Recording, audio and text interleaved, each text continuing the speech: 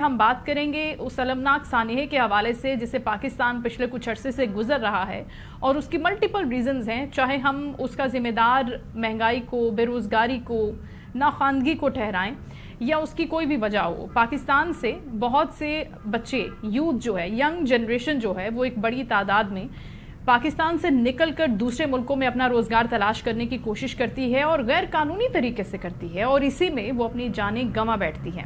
حالیہ واقعہ پیش آیا تھا اسپین میں کشتی حادثہ، جس میں بہت سے لوگوں کی قیمتی جانیں ضائع ہو گئی تھیں۔ اس حوالے سے کچھ حیران کن، چشم کشا قسم کے انکشافات ہیں جو تحقیقاتی کمیٹی ابھی فائنڈ آؤٹ کر رہی ہے۔ وہ کیا ہیں، اس پر ہم بات کریں گے۔ این ٹی این نیوز کے نمائندہ رضوان نیازی ہمارے ساتھ ہیں اور ان سے ہم ڈیٹیلز لیں گے اس حوالے سے۔ رضوان، آپ اسپین میں موجود بھی رہے، یہ پورے سانحے کو آپ نے دیکھا بھی، جو اسمگلر ہیں ان کا کیا رول رہا اس پورے سانحے میں؟ آپ نے کیا اس میں فائنڈ آؤٹ کیا؟ 4 رکنی جو کمیٹی بنی ہے اس نے کیا فائنڈ آؤٹ کیا؟ ہاں جی بالکل، پاکستان تحقیقاتی ٹیم کشتی حادثہ تحقیقات کے لیے جو ہے وہ مراکش گئی ہوئی ہے۔ ذرائع کا یہ کہنا ہے کہ مراکش کشتی حادثہ میں جو بچ جانے والے افراد تھے، ان کے بیانات جو ہے وہ ریکارڈ کر لیے گئے ہیں، اور بچ جانے والے افراد پاکستانیوں کا کہنا ہے کہ یہ ایک حادثہ نہیں تھا بلکہ ایک قتل عام تھا۔ ایک انٹرنیشنل انسانی اسمگلروں کا گینگ ہے، اور اس ریکٹ میں جو اسمگلر ہیں ان کا تعلق سینیگال، موریٹانیا، مراکش کے انسانی اسمگلر ہیں جو کہ اس میں ملوث ہیں۔ ان کا یہ کہنا تھا کہ جب یہ کشتی موریٹانیا سے نکلی تو کشتی پر سوار اسمگلروں کی آلریڈی پہلے سے ہی نظر تھی۔ جیسے ہی کشتی مراکش کے قریب پہنچی تو اس کو کھلے سمندر میں جا کر جو ہے وہ روک دیا گیا۔ وہاں پر انسانی اسمگلر تھے، ذرائع کا یہ کہنا ہے کہ انسانی اسمگلر سمندر میں آتے تھے اور تاوان جو ہے وہ مانگتے تھے، اور جنہوں نے تاوان جو ہے وہ ادا کیا وہ تو وہاں پر بچے رہے، باقی جو تاوان ادا نہیں کرتے تھے اور کے سامنے ان پر جو ہے وہ تشدد کیا جاتا تھا، اور کچھ لوگوں کو تشدد کر کر وہیں سمندر میں پھینک دیا جاتا تھا، اور ان کو قتل کر کر ان کی جو لاشیں ہیں وہ کھلے سمندر میں پھینک دیا جاتا تھا۔ ذرائع کا یہ کہنا ہے کہ انہوں نے اپنے بیانات میں یہ بھی کہا ہے کہ انسانی اسمگلر اتنے ظالم تھے کہ ان کے ہاتھوں میں ہتھوڑے بھی تھے۔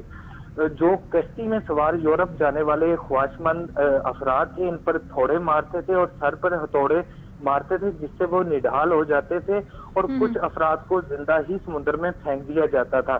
جو بچ جاتے تھے ان کو بھی سمندر میں پھینک دیا جاتا تھا۔ ذرائع کا یہ کہنا ہے کہ جو تحقیقاتی ٹیم انہوں نے بیانات جو ہے وہ قلم بند کر لیے ہیں، اس حوالے سے جو بھی قانونی کارروائی ہے وہ کی جا رہی ہے۔ بہت ہی خطرناک قسم کی ڈیٹیل جو ہیں وہ اس 4 رکنی تحقیقاتی کمیٹی نے فائنڈ آؤٹ کی ہیں رضوان، لیکن اس کے ساتھ ساتھ ہم آپ سے یہ بھی جاننا چاہتے ہیں، پاکستان میں ہم نے دیکھا ہے کہ ان انسانی اسمگلرز کے خلاف کارروائیاں تو ہو رہی ہیں، یونان کشتی حادثے سے لے کر اب اسپین کشتی حادثے تک، اور اب اتنی اویئرنیس بھی پھیلائی جا رہی ہے، لیکن کیا کر رہی ہے حکومت مزید ان انسانی اسمگلر سے نمٹنے کے لیے کہ وہ اپنی ان کارروائیوں کو، ان آپریشنز کو منیمائز کرتے کرتے ان دی اینڈ وہ ختم کر دیں؟ حکومت کیا کر رہی ہے اس کے اوپر؟